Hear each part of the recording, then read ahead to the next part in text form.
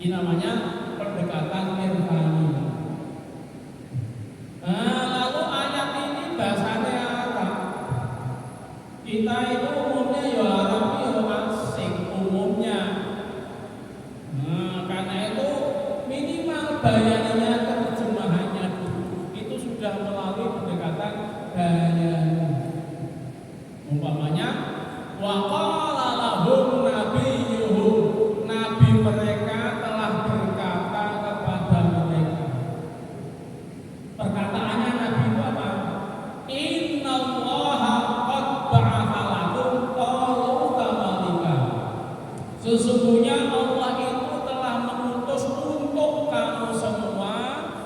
yaitu Talut sebagai raja. Kemudian mereka memang banyak itu berkata, "Anna yakunu lahul mulku alaina." Bagaimana dia itu si Talut itu menjadi raja bagi kita? Wa nahnu ahaqqu bil mulki minhu, bahwa kami ini kan jauh lebih berhak daripada dia. Walam yuttasa'ata minal mal, dan dia itu tidak diberi harta kekayaan, keluasan harta kekayaan. Lalu Nabi tadi menjawab, Innallaha astafahu alaikum, sesungguhnya Allah itu telah memilih dia untuk kamu semua. Wa zadahu bastatan fil ilmi wal jismi, dia Allah itu telah membekali kepada dia Talut itu dengan keluasan ilmu dan tubuh yang kokoh. Wallahu yu'ti mulkahu man yasha, dan Allah itu memberikan derajat kerajaan itu kepada orang yang dikehendaki. Wallahu wasi'un alim, Allah itu amat luas pengetahuannya. Nah, ini bayani terjemah bebas, meskipun nanti insya Allah tidak bertentangan dengan terjemah resmi oleh Menteri Agama, insya Allah tidak bertentangan. Kemudian bayaninya itu disarah lebih jauh. Syarah itu sama dengan tafsir. Ya, nanti kalau mau fikih ya dari segi hukum, kalau kalam dari segi akidah, kalau masih umum tafsir. Jadi ayat ini dikaitkan dengan ayat sesudahnya masih berbicara tentang Talut, itu berada di dalam satu penggal sejarah sesudah Nabi Musa dan Nabi Harun, sebelum datang Nabi Isa. Jadi ada satu keadaan di satu masyarakat, di situ ada semacam perebutan kekuasaan. Ada semacam perebutan kekuasaan. Satu pihak itu adalah orang-orang yang tidak mempunyai kekayaan, dengan menunjuk wakilnya adalah Talut. Satu pihak ada kebanyakan orang, itu dengan menunjuk orang yang punya harta yang banyak. Nah, harta yang banyak itu ya, kalau bahasa umum yo Mas Pite selalu berono gitu ya, di samping uang. Nah, uang itu kalau tahun 60-an itu disebut jutawan. Tahun 60 itu orang yang punya uang banyak itu disebut jutawan. Masih jutawan itu sudah luar biasa kaya, karena 1000 hanya jadi sekian. Kemudian tahun 2000-an itu jutawan sudah tidak, penjenengan sudah jutawan semua. Gaji paling pendek perangan lebih dari 1 juta ya, semuanya penjenengan sudah jutawan. Sehingga orang kaya tahun-tahun 2000-an itu adalah apa? Miliarder. Nah, kita ini berono ya miliarder ya, kita mungkin kita ini berono ya. Tapi mudah-mudahan sedelok kita dapat miliarder. Amin. Ya. Kemudian kalau sekarang miliarder itu sudah bukan apa-apa. Saiki apa saiki? Sudah uangnya triliuner. Nah, gitu. Jadi kalau dibahasakan sekarang itu, dulu itu ada yuktasa'atan minal mal, itu triliun. Nah, waqala nabiyuhum, nabi itu mengatakan Gusti Allah ini Talut. Ini bukan rasul, ya. Jadi ada perbedaan nabi dan rasul. Kalau nabi dan rasul itu ulama sudah sepakat jumlahnya hanya 25. Paling awal Nabi Adam, terakhir Nabi Muhammad. Kemudian Nabi Muhammad itu juga disebut khatamun nabiyyin, penutup para nabi. Lalu para ahli tafsir ya, tidak ada yang mengkater itu kurang lebih jumlah nabi mulai dari Nabi Adam sampai Nabi Muhammad itu kurang lebih 124.000. Nah, ketika waqala nabiyuhum nek dibahasakan sekarang itu nabi itu yo kampanye. Dilihat dari segi politiknya Prancis itu nabi itu kampanye. Kalau milih tolong ya, milih tolong begitu. Jadi pada saat itu ada perbuatan kekuasaan. Secara normatif Nabi itu berkata yang berhak menjadi malik kerajaan itu adalah orang yang luas ilmunya. Nah, mulai abad 17 sampai sekarang itu ilmu yang banyak itu bisa diringkas menjadi 3, yaitu ilmu normatif atau normative sciences, kemudian ilmu teoretik, theoretical sciences, dan ilmu kealaman atau natural sciences. Itu dia. Kadang-kadang disebut normatif itu humaniora. Kemudian theoretical sciences itu disebut ilmu social sciences.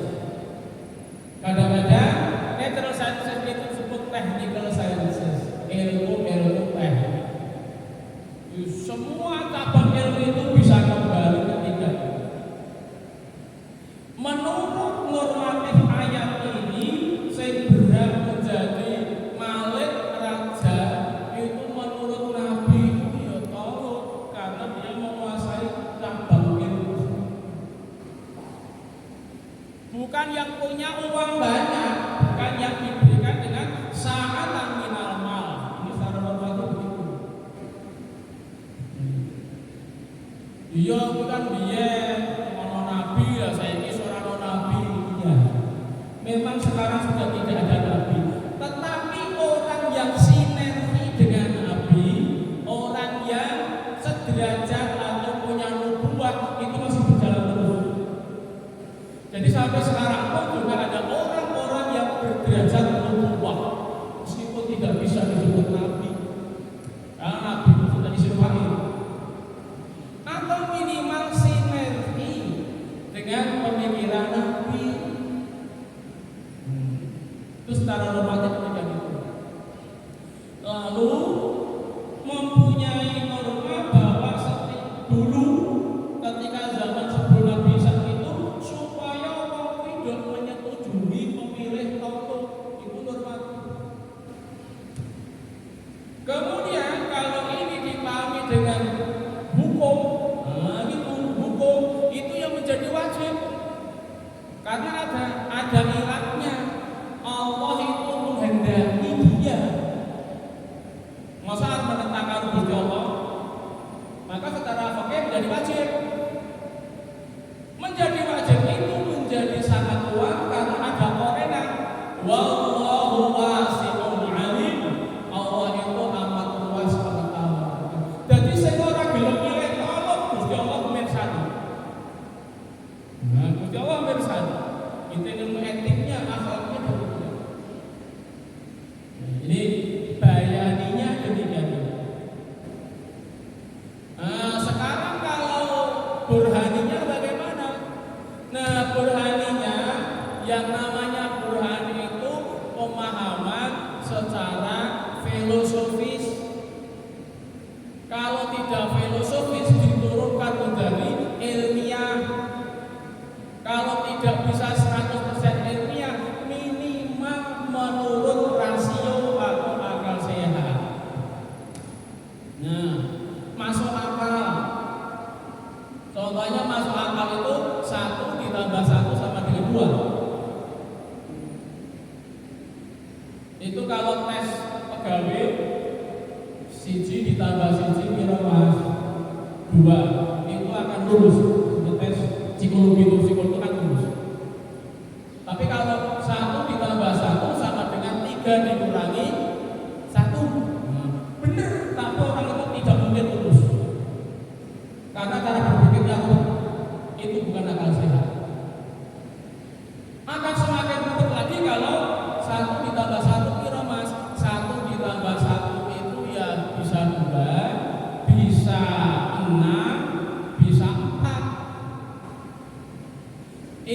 ketika doktrin teologi 1 sama dengan 3, 3 sama dengan 1.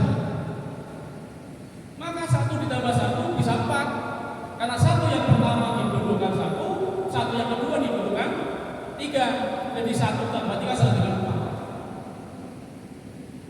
1 dan 1 sama dengan 6. 1 pertama didudukkan dengan 3, 1 kedua didudukkan dengan 3, jadi 1 tambah 1 sama dengan 6. 1 ditambah 1 sama dengan 2. 1 pertama didudukkan angka 1, 1 kedua didudukkan angka 1, maka 1 tambah 1 sama dengan 2. Ini ada doktrin teologi ketika diminati. Nah, kalau ini yang menjadi paradigma matematika kopior, anak-anak tingkat PAUD sampai profesor kurang mungkin betul. Karena semua angka absolut, bukan absolut, semua angka itu membingungkan, absurd bagi saya. Nah, ini minimal pendekatan rasional terhadap ayat ini. Sumber ilmiah penuh. Jadi kalau ini dibawa kepada level yang sekarang, waqala lahum nabiyuhum, ya bukan nabi minimal tapi ulama. Karena ulama itu warathatul anbiya. Ulama yang omongannya sinergi dengan nabi itu mengajarkan.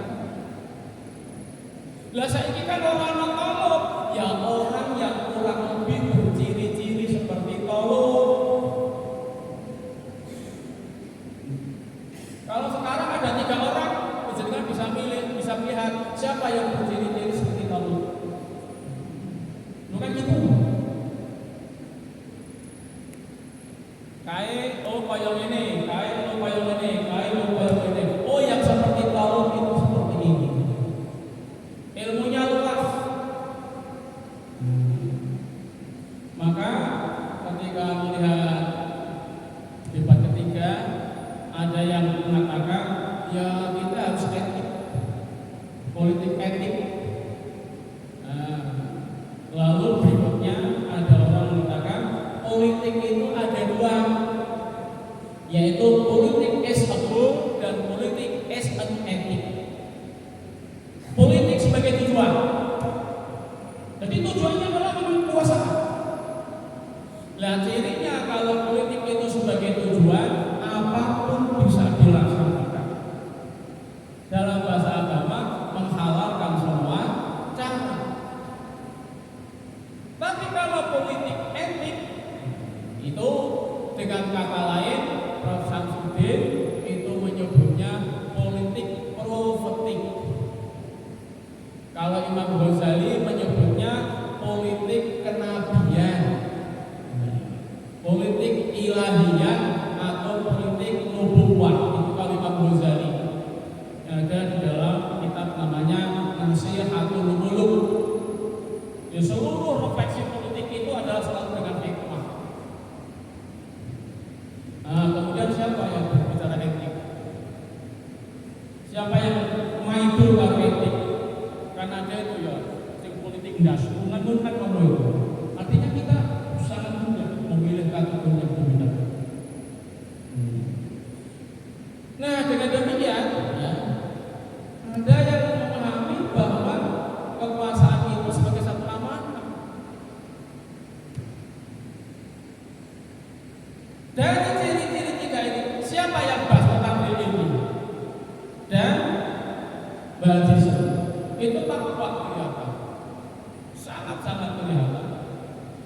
Saya tidak kampanye begini, tetapi tafsir atas ayat ini bukan gitu. Saya menggunakan paradigma keagamaan, bukan paradigma politik. Begini ceritanya, kalau paradigma keagamaan, titik tolaknya kajian ayat, kajian hadis, kajian fenomena keagamaan. Nah, karena ciri agama Islam itu adalah agama yang peradaban, di dalamnya mengandung seni, sosial, politik, termasuk politik. Sehingga kalau kita berbicara tentang politik itu bukan politik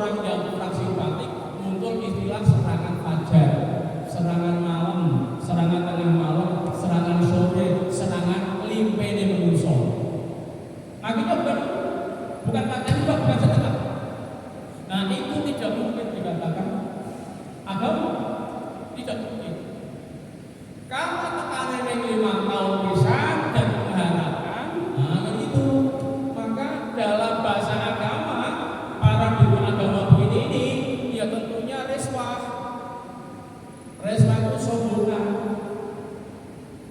Yang menyogok maupun yang disogok sama-sama finar. Ar-rashi wal mutashi finar. Jadi nomor 200 apa 100 di tengah malam digodok, itu namanya sombongan. Itu masih kasar. Kalau menggunakan bahasa halus, itu amanahmu adalah jariyah. Itu tidak hanya politik, tetapi menggunakan bahasa agama. Amanahmu. Jadi orang itu datang ke masyarakat memberikan uang. Nah, setelah itu berapa? 500 orang. Oh, berarti aku punya 500 saudara ini yang akan nyoblos. Wah, ketika coblosan saya nyoblos orang ratusan. Ada kata-katanya. Oh, masyarakat ini separuh dari ini penipu. Itu ada kata-kata merah. Bagaimana itu? Itu kan tidak mungkin dikatakan amanah. Tidak mungkin itu dikatakan jari. Karena yang tidak nyoblos 250 itu dikatakan ini. Nah, kemudian dari setelah uang 9 jadi mana penghasilan, sebagian penghasilan adalah diberikan ke para hafid. Nah, ini jariyah. Jariyah yang demikian ini adalah sebagai apa? Instrumen kegiatan politik. Nah, ini umumnya kita tidak bisa berpikir secara jernih. Kita berpikir keagamaan atau berpikir seni atau berpikir politik. Contoh berpikir seni yang semata-mata seni dan berpikir agama yang mengandung tentang seni. Muhammadiyah ini dianggap mematikan seni. Muhammadiyah ini dianggap mematikan seni. Oh ya tidak. Muhammadiyah itu jelas ya, sudah diputuskan di dalam umpama hanya seninya itu harus terbebas dari tahayul, bid'ah dan khurafat. Tapi kalau seni untuk seni itu tidak akan menghiraukan apa? Akan menghiraukan kaidah agama. Satu contoh, jenenge sholawat. Jenenge sholawat. Man sholat alaiya sholatan sallallahu alaihi wasallam. Barang siapa yang sholawat aku 1 kali, Allah akan bersholawat padanya 10 kali. Nah, itu gawe sholatullah salamullah ala toha rasulillah sholatullah salamullah ala yasin habibillah ilahi salilituma minan al-fatihah iman amin hamid amin wa bi ahlil badriyah Allah. Mir sholawat ono bi ahlil badriyah Allah. Doa tapi menggunakan wasilah orang-orang yang mati syahid di dalam perang Badar. Ini tidak dicontohkan oleh Nabi. Jenenge sholawat itu harus dicontoh. Karena apa? Itu adalah seni untuk seni, paradigmanya seni, sehingga tidak mengindahkan tahayul dan khurafat. Tetapi kalau pemikirannya keagamaan, seni tetap menghindari tahayul dan khurafat. Ini contohnya. Nah, dengan demikian kembali di dalam mengenai politik itu, maka itu saya berpikir dari doktrin keagamaan, tapi memang mengandung kandungan politik dan saya tidak mengkampanyekan video ini. Ojo video saya tidak mengatakan itu. Soal nuansa, jenengan nuansa ini ya. Nah, soal nuansa ada di dalam benak penjenengan semua. Ya, saya berharap nuansanya tetap yang benar menurut akal sehat dan menurut petunjuk ayat ini. Ya. Ketika kalau penjenengan menurut akal sehat, cara berpikirnya adalah berpikir keagamaan, bukan berpikir politik. Kalau berpikir politik pun harus politik profetik. Politik profetik itu politik kenabian. Cirinya apa? Ya jujur, adil, objektif. Jadi ya bukan objektif ya, kata kenabian ya. Jadi kenabian itu ya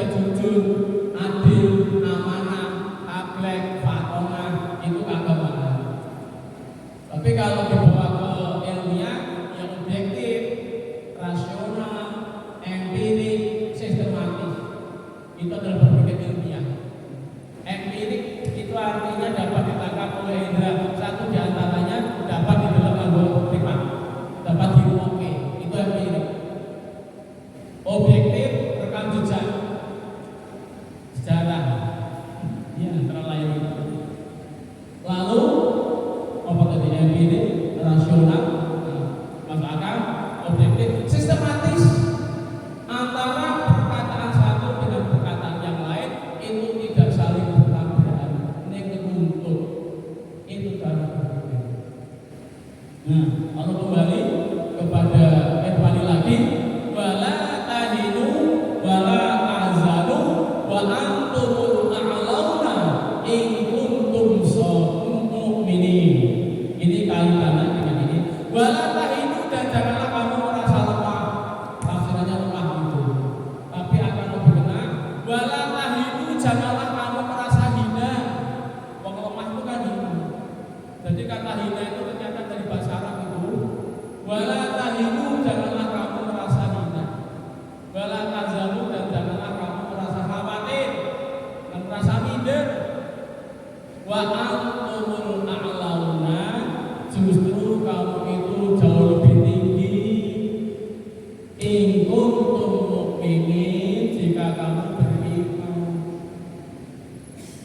Ya senajan kamu mempunyai pilihan orang-orang yang berciri tolong, itu ya memang orang nyamoni, malah keluar. Untuk itu dan itu. Dan kita tidak boleh merasa hina, tidak boleh merasa lemah, tidak boleh merasa khawatir. Apa yang punya kita sumbangkan untuk sinergi dengan Nabi, yaitu Allah telah menunjuk kepada Talut atau orang-orang yang berciri pada Talut. Nek wis orang akhirnya nompo 300, nompo 100, nompo 150, nompo aspal sekian meter untuk diganti. Nah itu bukan orang mukmin. Karena apa? Sudah menerima dengan itu. Malah perintahnya itu walataku, janganlah kamu merasa hina. Walatazanu, janganlah kamu merasa khawatir. Wa antum ta'launa, kamu lebih tinggi ingkut mu'minin. Nah, akhirnya ya kita di Muhammadiyah ini di UMS sudah ulang kali diadakan seminar, adakan workshop, diadakan curah gagasan. Itu nuansanya selalu pada ciri-ciri Talut, baik di tingkat PT maupun tingkat perguruan tinggi. Perguruan tinggi Muhammadiyah, kita adalah bagian dari itu. Sangat tidak masuk akal kalau kita tidak sinergi dengan orang-orang yang berdiri kepada Talut. Sangat tidak rasional. Kalau hanya tidak rasional saja, itu ya belum mempunyai resiko. Tetapi kalau dipahami dari hukum fikih, jadi fikih itu paradigmanya adalah al-ahkamul khamsah. Fikih itu sebanyak kitab itu hanya berbicara soal putusan 5 hukum. 1 wajib, 2 sunnah, 3 haram, 4 makruh, 5 mubah. Sebanyak kitab fikih itu hanya berbicara itu. Oh kalau begitu haram hukumnya, oh kalau begitu wajib hukumnya, oh kalau begitu mubah hukumnya. Jadi kita ini hidup kalau dianalisa menggunakan ilmu fikih, nah gitu, kita tidak pernah keluar dari 5 bilik kamar hukum: wajib, sunnah, haram, makruh, mubah. Kalau kita sedang berada di kamar haram, tidak mungkin kita berada di kamar wajib. Kalau kita sedang berada di kamar wajib,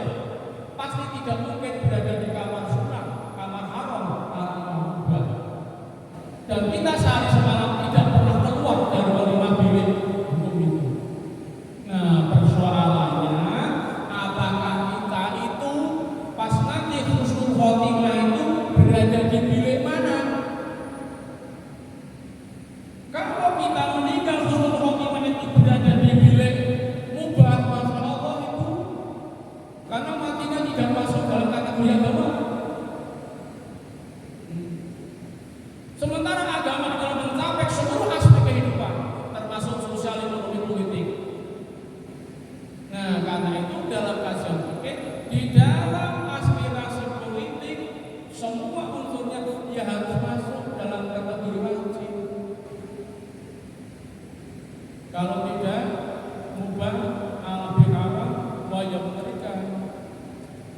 Itu kalau dilihat dari segi paradigma fikhiyah. Kalau dilihat dari segi paradigma akidah, akidah itu lebih hitam putih, kafir, mukmin. Itu tok. Hak, batil, cuma gitu aja hitam putih. Ilmu kalam, ilmu akidah, ilmu tauhid itu. Tauhid, musyrik itu cuma gitu aja. Lawannya tauhid mesti musyrik. Lawannya hak mesti batal. Cuma itu saja. Sehingga Islam seluruh itu kalau dianalisa menggunakan ilmu tauhid, ilmu akidah itu hanya dua, mukmin atau kafir, hak atau batal, sesat atau benar, cuma itu saja. Nah, karena itu dalam kita berseni, dalam kita mencari rezeki, dalam kita bermasyarakat, dalam kita berpolitik, hanya dibagi hitam putih, masuknya musyrik apa tauhid, masuknya sesat apa benar, masuknya hak apa batil, cuma itu saja. Itu paradigma tauhid, paradigma ilmu akidah, paradigma ilmu kalam. Kalau menggunakan paradigma akal, akhlak, akhlak itu hanya ada dua, baik buruk. Baik buruk itu mencakup seluruh aspek kehidupan. Contoh paling kecil, masuk kamar kecil, kalau orang menggunakan doa, itu dagingnya tidak baik. Itu akhlak loh. Ngagumah, kalau apa mahmudah, cuma itu saja akhlak itu lah. Baik buruk. Cuma nanti akhlak itu ada mos, ada etika. Mos itu ada kebiasaan, baik buruknya menurut masyarakat tertentu, baik menurut Semarang belum tentu baik orang Kudus, baik menurut Unimus belum tentu baik menurut Hinus, dan itu ukuran mos. Kalau etika baik buruk berdasarkan ilmu ilmiah atau filosofis, tapi kalau akhlak baik buruk menurut syariah. Jadi di dalam aspirasi politik pun juga akhlaknya mazmumah atau mahmudah. Demikian, ini sebagai pendahuluan, misalnya kita jawabnya. Tidak ada, oh tidak ada, berarti sudah selesai ya? Ya? Oh 10 menit lagi, ya. Kalau orang apa ya, tapi mudah-mudahan bisa mendengar kan. Nah akhirnya untuk apa ya, penutupannya itu bahwa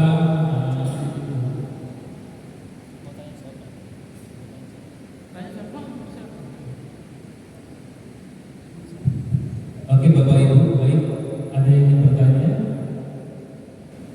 Ibu-ibu, Bapak, sepertinya tidak ada bertanya. Tidak ada yang bertanya. Saya yakin karena kita adalah masyarakat ilmiah, artinya mengutamakan akal. Apapun menggunakan akal, bukan emosi. Insya Allah ya ada di komunitas Muhammadiyah yang secara umum dikatakan organisasi sosial keagamaan yang paling modern di dunia. Itu diakui oleh peneliti siapapun yang meneliti. Organisasi yang paling modern di dunia itu terdiri dari person-person yang mengemukakan akal.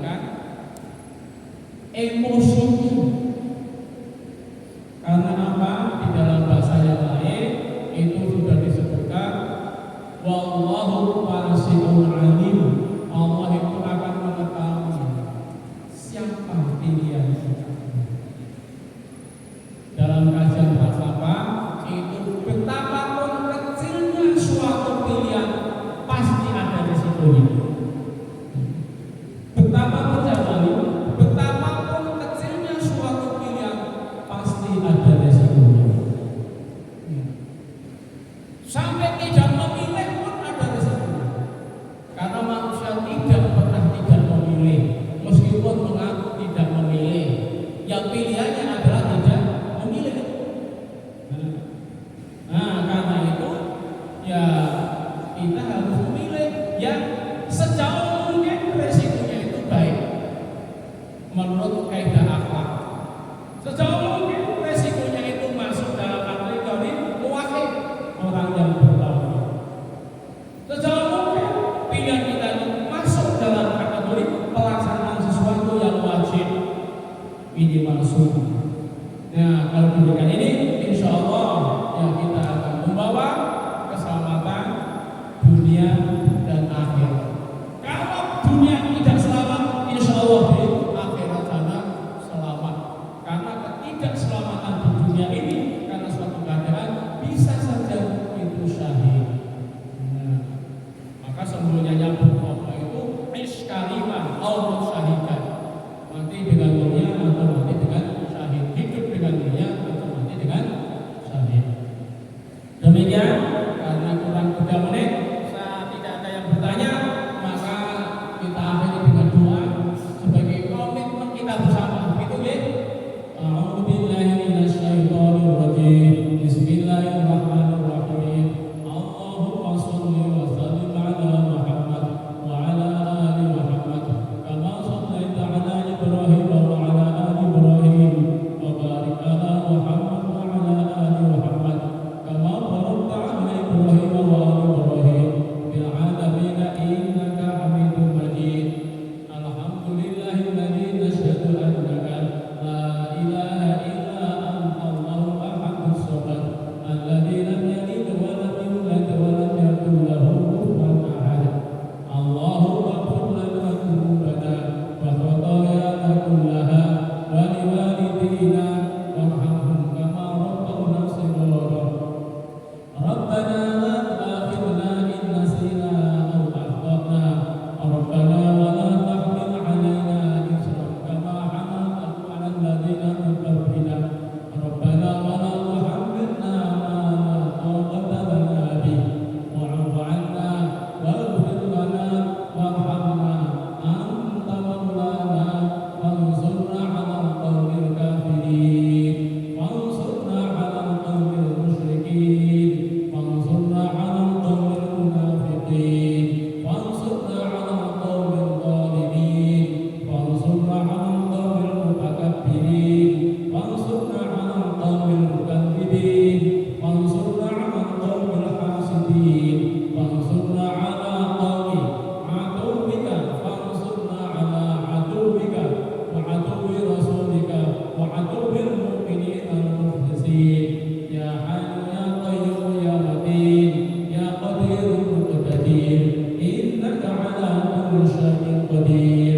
Allahumma yassir umurana wa la tu'assirhunna fa innaka khairul muyassirin.